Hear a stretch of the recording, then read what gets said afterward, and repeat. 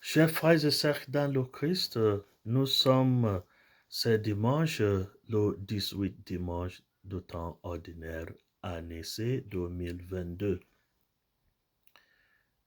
Dans la première lecture d'aujourd'hui, il y a question de savoir quelle est la valeur de notre vie sur la terre.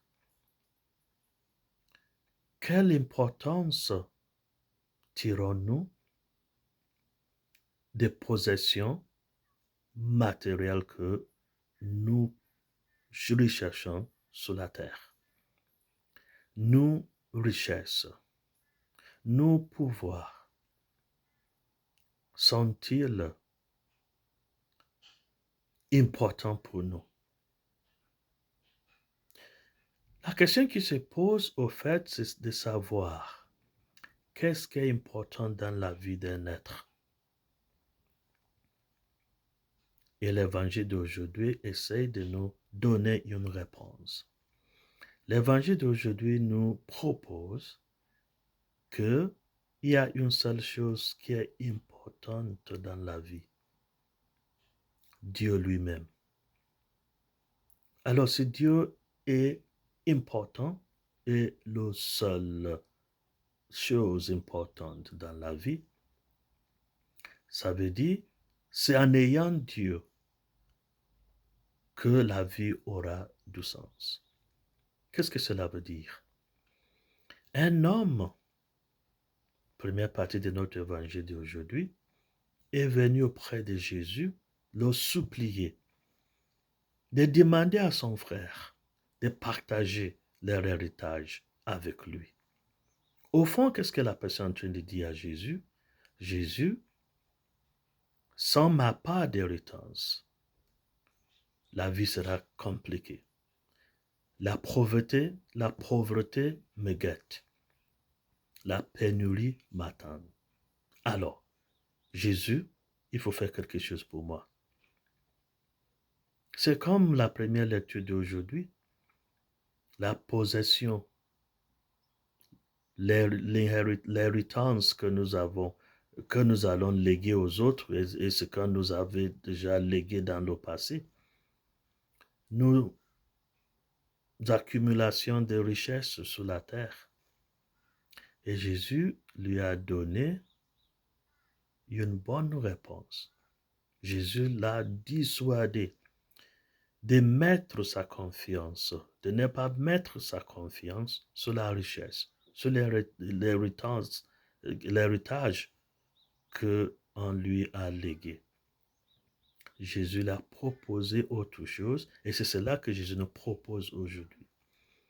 Jésus lui propose l'importance de Dieu. Dieu comme le seul but de la vie. Dieu comme le maître de la vie. Alors ce dimanche, on nous invite à méditer sur Dieu comme le maître de la vie et notre vie comme une mission de priorité, Dieu dans notre vie. En sorte que Dieu prendra la première place dans notre vie. Et Jésus a proposé une parabole à travers notre évangile d'aujourd'hui pour nous dire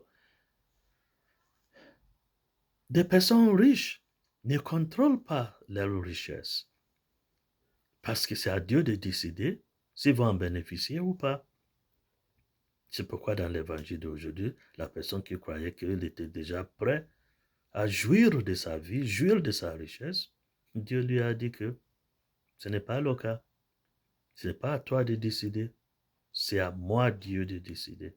Alors Jésus nous propose d'être de côté de Dieu. En mettant l'accent sur Dieu, la présence de Dieu dans notre vie, nous allons considérer les autres choses, les possessions, le pouvoir, comme être au service de Dieu à travers le service que nous allons rendre à nos frères et sœurs. Alors vous allez me dire, Dieu, comme la seule chose à rechercher dans notre vie, Est-ce que cela veut dire que notre vie terrestre n'est pas importante? Est-ce que cela veut dire que notre richesse, travailler fort pour avoir des biens, n'est pas important? Saint Paul essaie de nous donner une réponse à cette question à travers notre deuxième lecture d'aujourd'hui, tirée de la lettre aux Colossiens.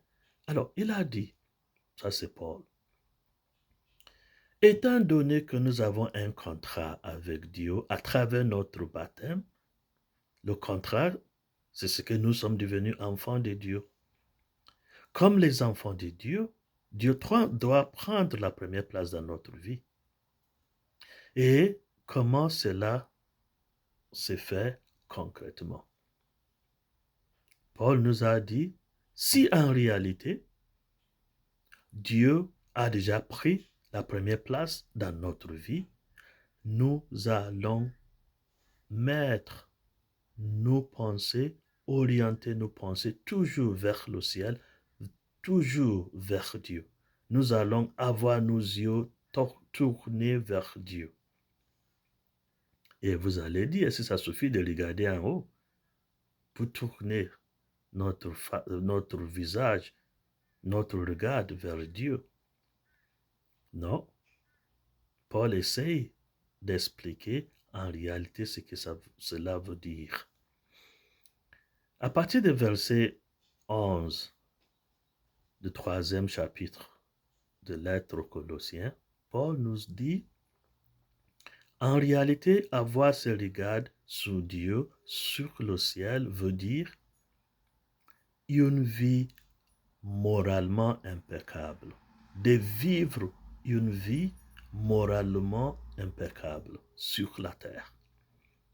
Et quel est l'exemple d'une vie morale que Dieu nous invite à entreprendre? Paul nous explique cela en nous disant, regardez notre monde d'aujourd'hui. Les riches bénéficient de beaucoup de choses et ils privent les pauvres d'en bénéficier autant. Regardez dans notre monde. Les hommes sont contre les femmes.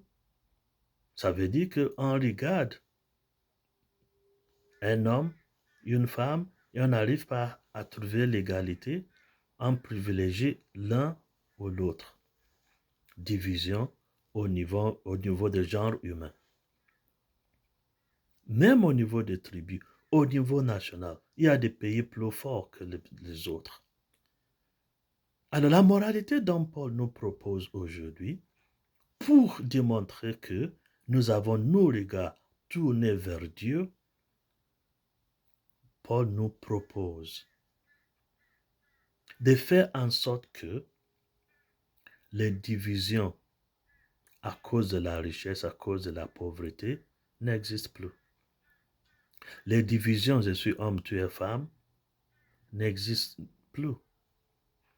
Division parce que tel pays a plus de militaires, a plus de forces militaires que les autres, ou bien plus riche que les autres, plus populaire que les autres, tout cela ne doit pas entrer en compte. Alors la révolution morale que Dieu nous propose pour montrer que les choses terrestres ne comptent pas, mais que Dieu compte en premier, c'est cette révolution.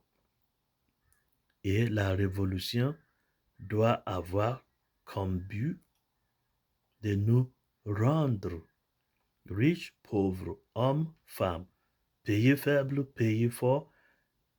Tous, nous devons être considérés tout d'abord comme les enfants de Dieu à plein droit. Alors, Dieu est vie, vie est Dieu. C'est ça l'invitation d'aujourd'hui, que nos richesses, nos genres différents, nos pauvretés, notre être doit être au service du bon Dieu. Tout ce que nous avons sur la terre doit être au service de l'unité des enfants de Dieu.